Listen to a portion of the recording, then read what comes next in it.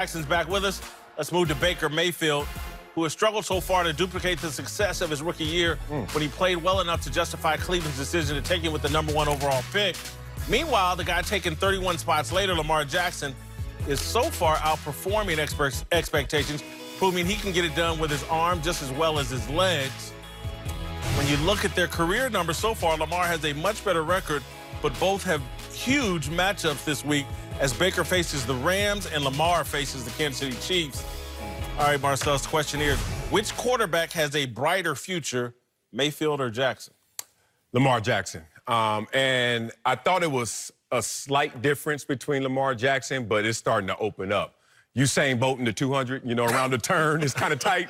That straightaway, what are you doing still running? It's starting to get to that place, and I'll tell you why. They're running a marathon, Marcellus, not the 200. Go ahead. Yeah, but every marathon is one step at a time, and I'm going to talk about these steps in year 2 Lamar Jackson right now, starting to open up. Baker Mayfield right now is projected this season to have 16 touchdowns and 32 interceptions. Woo! A lot of talk, not a lot of walk so far. And when you come in that loaded from this offseason, I mean, you talking about beating your chest, ready for war. And then the home opener get dumped by 30.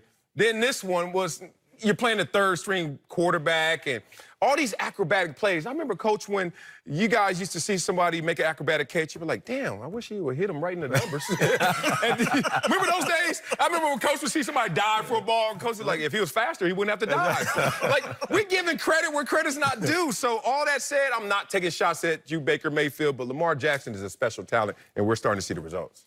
There's no doubt that Lamar is a special talent, and he's done some phenomenal things. Obviously, over his career, he's 8-1. That's unbelievable.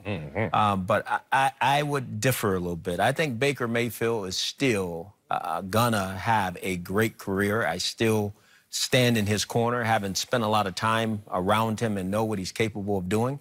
He's playing some better defenses right now, I think, and they're trying to find their football team and find their identity. But the guy is very, very talented, and I think he will catch his stride here soon enough. I truly do. Well, brighter future is the long haul. Yeah. And so over the long haul, I'm going to go with Baker Mayfield. He was selected #1.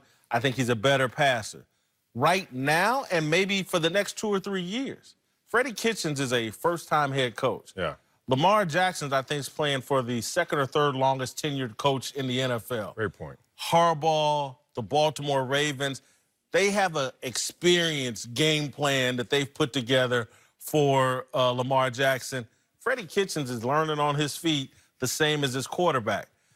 I just think over the long haul, Baker's playing with Odell Beckham Jr., Jarvis Landry. There's some talent around him that I think over the long, it may not show up this year, but in the preceding years or the following years coming after this, I just think I would still bet on the #1 overall pick. It landed better until I started to process what you were saying. He's the #1 overall pick, so he should be better in the long haul. Tom Brady, the GOAT. No question. Okay, so I'm not even. Manning was the #1 overall pick. Yeah, and I'm not gonna go into this jockeying of draft position, but it's okay to be both of them great, but one is greater. No, I agree. Justin Gatlin had an amazing career, still out there running. Usain Bolt retired, second forever, but that's still amazing what he's done. And Coach, I need more out of you, man. Baker Mayfield trolled you, bro.